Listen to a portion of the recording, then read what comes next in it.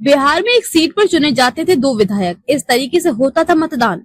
आजादी के बाद बिहार की पहली सरकार कार्यकाल पूरा कर चुकी थी। सन 1957 में दूसरा विधानसभा चुनाव हुआ। राजनीतिक परिपक्वता बढ़ी, मतदाता बढ़े तो वोट का प्रतिशत भी बढ़ा। तब कई विधानसभा क्षेत्र ऐसे थे जहां 2-2 विधायक हुआ करते थे।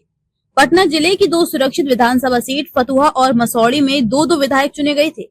फतुहा से शिव महादेव प्रसाद और केशव प्रसाद, जबकि मसौड़ी सीट से नवल किशोर सिंह और सरस्वती चौधरी निर्वाचित हुए थे। महिलाओं की भागीदारी भी बढ़ी। 46 महिलाएं विधानसभा पहुंची। 68 सीटें आरक्षित थीं। संयुक्त बिहार में राज्य भर की बात करें तो संयुक्त बिहार में कुल 264 विधानसभा क्षेत्र थे।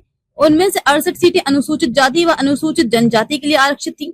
इनमें से 54 सीटें ऐसी थी जहां से 2-2 विधायक चुने गए थे। अनुसूचित जाति एवं जनजाति को उचित प्रतिनिधित्व के लिए ये व्यवस्था की गई थी। इन सीटों पर एक सामान्य व एक आरक्षित श्रेणी के उम्मीदवार निर्वाचित होते थे। उस समय उनके लिए मतपत्र भी अलग अलग होता था। इनमें अधिसंख्यक सीटों पर कांग्रेस के उम्मीदवार ही चुनाव जीतकर विधानसभा पहुंचे थे।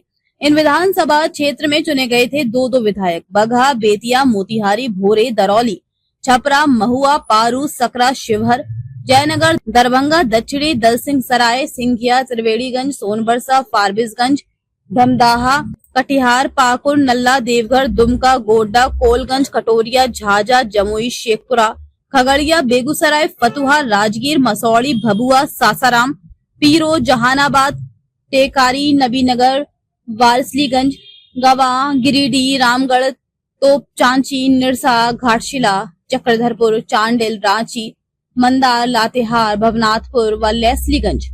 12 सीटें घट गई 1957 के चुनाव में। सन 1951 की तुलना में 1957 के चुनाव में सीटों की संख्या घट गई।